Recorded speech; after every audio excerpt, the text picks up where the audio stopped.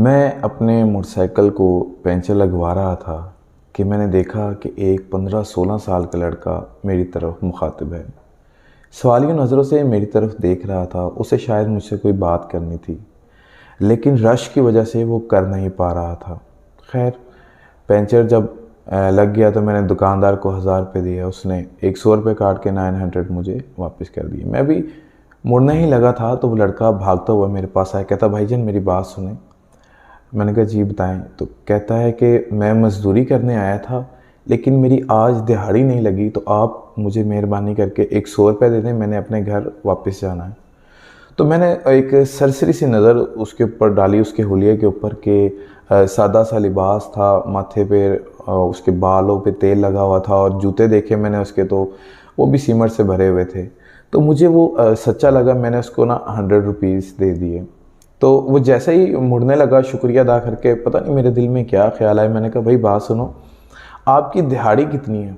ये कहते हुए मैंने बाकी के 800 रुपये भी उसकी तरफ बढ़ाए, लेकिन वो हिचकिचाते हुए पीछे हटा। तो कहता भाईजान असल में मेरा घर यहाँ से थोड़ा दूर है, तो अगर मैं पैदल जाता तो 1.5-2 घंटे में मैंने पहुँच जाना था, लेकिन मेरी माँ जी की तबीयत कल से ठीक नहीं है, तो आज दिहाड़ी भी नहीं लगी, तो इसलिए मैंने आपसे ये सवाल किया। तो मैं सोच रहा हूँ कि दिहाड़ी तो लगी नहीं है, तो आज मैं जाके सारा दिन अम्मा जी की खिदमत करता हूँ।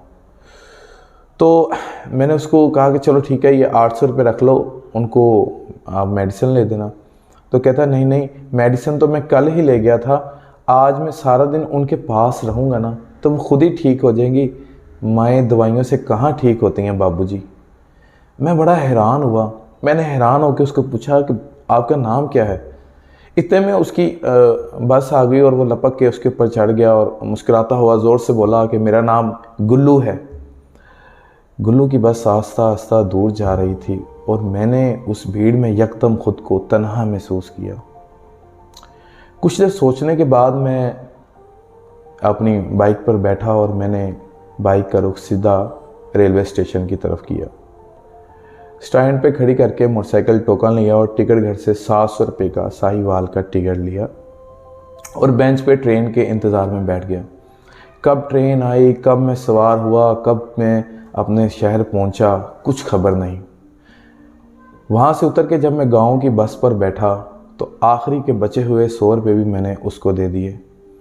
शाम ढले जब मैं अपने घर पहुंचा, दरवाज़ा खोला तो मैंने देखा कि सहन में मेरी अम्मा जी नीम दराज बैठी हुई हैं और मेरा भाई उनको दवाई का सिरप दे रहा है।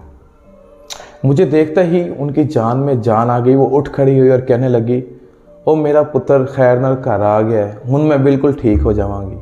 और मैं आंखों में आंसू लिए जाके उनसे लिपक गया और उसी टाइम मेरी आंखों में उस गुल्लू का मुस्कुराता हुआ चेहरा नज़र आया और शायद इसीलिए उसने मुझे वो 800 रुपये वापस किए थे।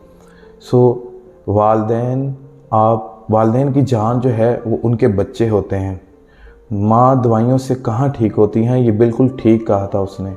माँ बाप को आप कुछ नहीं भी ला के दे सकते, कोई बात नहीं, लेकिन वो कीमती टाइम ज़रूर उनको दें जिनसे उनको ये महसूस हो कि वो आपके लिए कितने कीमती हैं। माँ दवाइयों से ठीक नहीं होती, माँ बाप दवाइयों से बिल्कुल ठीक नहीं होते। उनको आपके भेजे हुए पैसों की दवाइयों की नहीं, आपकी ज़रूरत होती है।